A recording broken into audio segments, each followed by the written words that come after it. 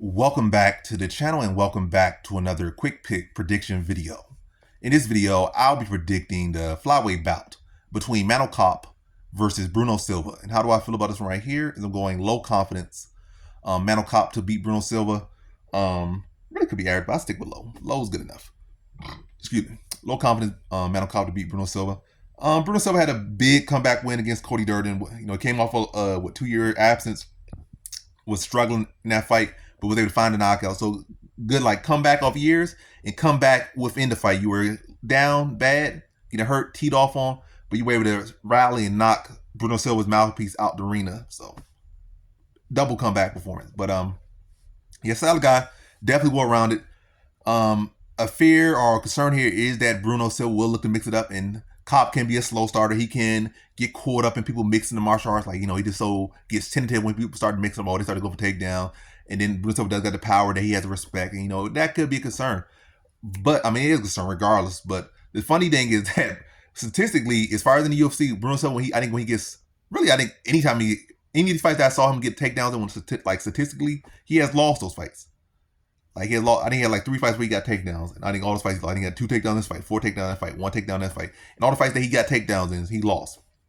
And also on top of that, he was getting pieced up by Cody Durden, and we know Manel Kape is a much better striker than Cody Durden. And also, Manel Kape has been fighting at a higher level much more than Bruno Silva, and really ever, because Bruno Silva was never really a champion at a Premier League, whereas Manel Kape has been a champion at a Premier League. And risen and whatnot. So, yeah, I think Manel Kape, it's not like Manel Kape has this negative wrestling or not. Manel Kape has decent wrestling, offensively and defensively. I think he'll be able to hold up and defend the takedowns. And also think he'll be very hungry after the Mokaev fight, how that went down. Be very motivated after Asakura got that fight. And then just, probably even more motivated. If Asakura would have won, he probably would have been less motivated. Not to say that's a bad thing that Asakura did or that. But, sometimes when a guy that you have like your 1-on-1 with, like kind of like a rival, that has a disappointing performance, I feel like that's going to make him even hungrier. Like he's going to be hungry regardless of the outcome of that fight. But I think for some reason, in my opinion, I think he'll be hungry for the fact that Asakura did fumble that fight so bad and come out here very hungry. See him get hungry to see that he got the shot, then even hungry the fact that he fumbled the shot so bad. And also how the Mokaev fight, I think he'll come in very motivated, very hungry.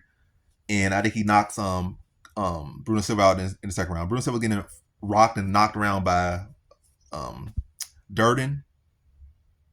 I think Manel Kape is going to be too much for him. I just think he's a much more slicker striker.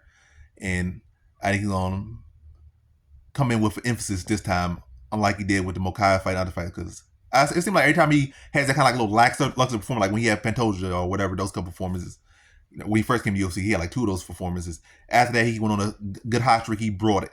I think similar with the Mokaev fight, those 2 earlier fights when he first came to UFC, he's going to turn the page and come here hungrier, and he's going to bring it.